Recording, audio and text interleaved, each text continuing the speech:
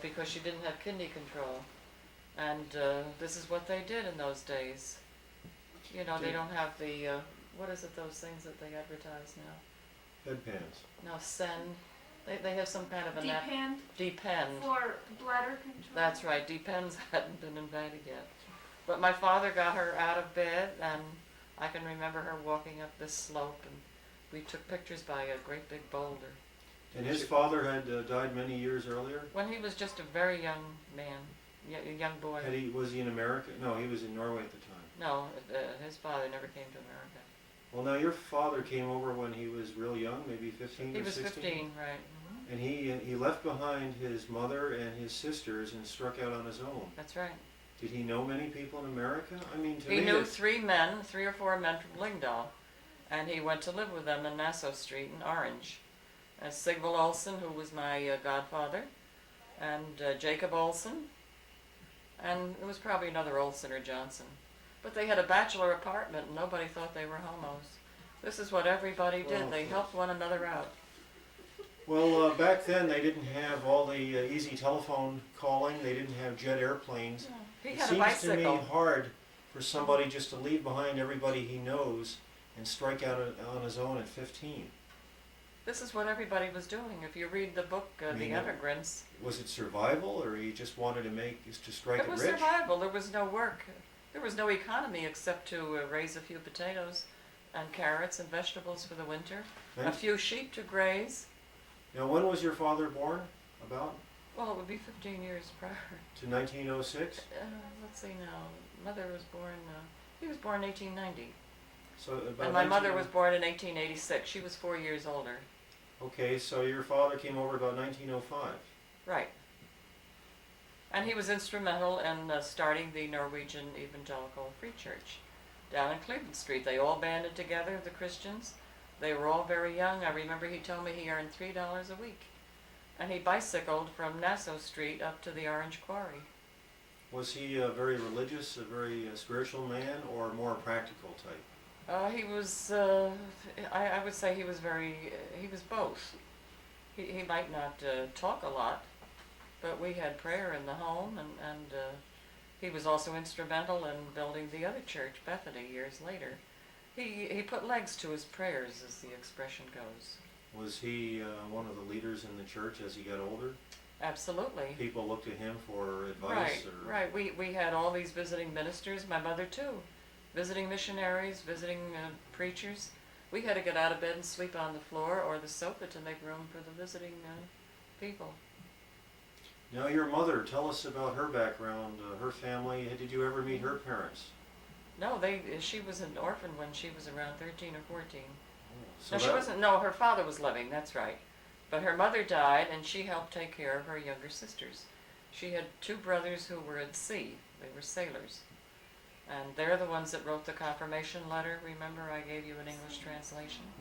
Uncle Martin and Uncle Jurgen. One ended up in Vancouver. And Uncle Martin, he had to go back to Norway when his one daughter was dying of tuberculosis. And he missed talking to her by 1 day.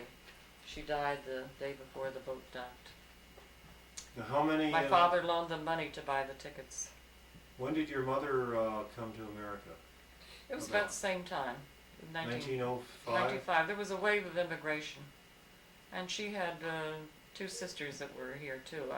I'm not sure if they both came at the same time. Tante Nana? And Tante Hilda. Who ended up in California. That's right. Mm-hmm. Now, so you met... They were married in 1913.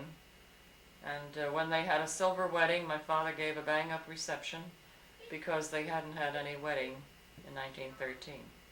They just went to the minister in Jersey City, took a picture. She had a beautiful dress. Now how many brothers and sisters did your mother have? She had the 2. 2 what? And then the 3 sisters, and 2 other sisters died. One died of tuberculosis of the spine. So the parents had about 7 children? Right. Mm-hmm. And had you met all 5 in your life? The surviving 5? No, well, I met Tante Hilda, Tante Nana. And Uncle Jurgen I never met. Uncle Martin I met. And of course the 2 that died, They died as young girls. I was 4. Oh, then plus your mother is Yeah, a 5th. yeah, right. And now, how did your mother and father meet? In church. In church. Same way I met O. Hansen. Now they met Best about. place to meet them. They met. It's either, well, they met about 1906 and got married about 1913. You know. And why the hurry? Why they do it so fast? It only took them 7 years. Well, I'll tell you, when they got married, I don't know about that, but they moved, I think it was 10 times in 11 years. We always heard those statistics. Until they finally got the home, you know, on Calvin Terrace. But one place, you know, there were bed bugs. Always these bed bugs. So he sold the house because of the bed No, bugs? they were renting. You could rent at the drop of a hat. And they moved in one day and moved out the next. My mother was so clean. They were in one day and out the next? Yeah. In and out. I never heard of that. Tell us how you met Ovi Hansen. About 1938? Did you hear bells? It was about that. Yeah, it was about that. What was your first impression? Was it love at first sight? Yeah. He had hair then. Before that, Louis Hansen. I can remember Louis Hansen coming up and sitting in our living room waiting to talk with my father because he wanted a job.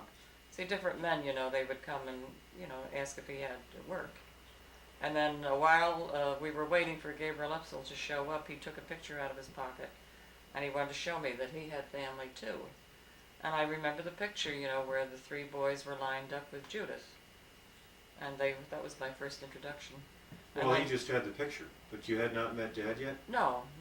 He hadn't been No, to he the wasn't church even yet? over. No, he wasn't even over. Oh. Yeah, so then we went to the meetings, you know, at the Hawthorne Church down in East Orange. And then I was in the kitchen. I was on the committee that day, swinging the pots. We always had refreshments between the 2 services. You knew Ingvald Hansen at that time? Then he came in a great hurry with him bringing up the rear. And he says, I want you to meet my nephew. Who? Oh, Ingvald Hansen. So this would have been about 1937? Oh, no, 36. 1936. Yeah. Because you got married in 1940, so you went together. That's right. Well, you didn't go together immediately. No, it was about 3 years. We kept waiting for this toilet to be approved. And you were going with Simon Simonson at the Oh, time. please. I had a few dates. I was only 13 then.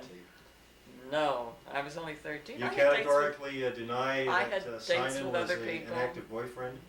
I had dates with another fellow, and my father almost, I don't know what he threatened, but anyhow, I wasn't to go with him anymore. So, names not to be named.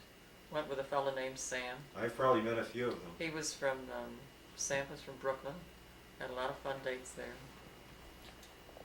So after you met Dad in church, then you didn't go together for a few months? Or That's right. Yeah. was he shy? Or Well, was he didn't know the language. He didn't know the language. Yeah. Was he bashful about asking you out, though? Was he a practical joker at that point? No, not exactly. The first date we had, we went to Bach and the Big Band Mass. And that was, you know, my arrangement. You know, I kind of... See, he sat in the audience and I sat at the piano. And our eyes met. So, Well, tell us more. you know, what... You wanted to leave that room? No, so I mean, I knew there was a mutual attraction there. And then I think I sent down a note and asked if he would be wanting to go to this bee. Oh, you weren't dated. shy. You asked him first. Yeah, well, Whoa, that's before women's lib. you know, well, I You think took it's the always initiative. been like that. Let's just say you took the Yeah. initiative. I took the initiative. He yeah. chased you until you caught him. And he didn't have a car then. We went on the bus. And he seemed to enjoy the music, and he's been taking us to concerts ever since. So he would have been about 21, and you would have been about 19. Yeah. And then you dated, you know, in 1940. Yeah, when we were married, we were 23 and 25.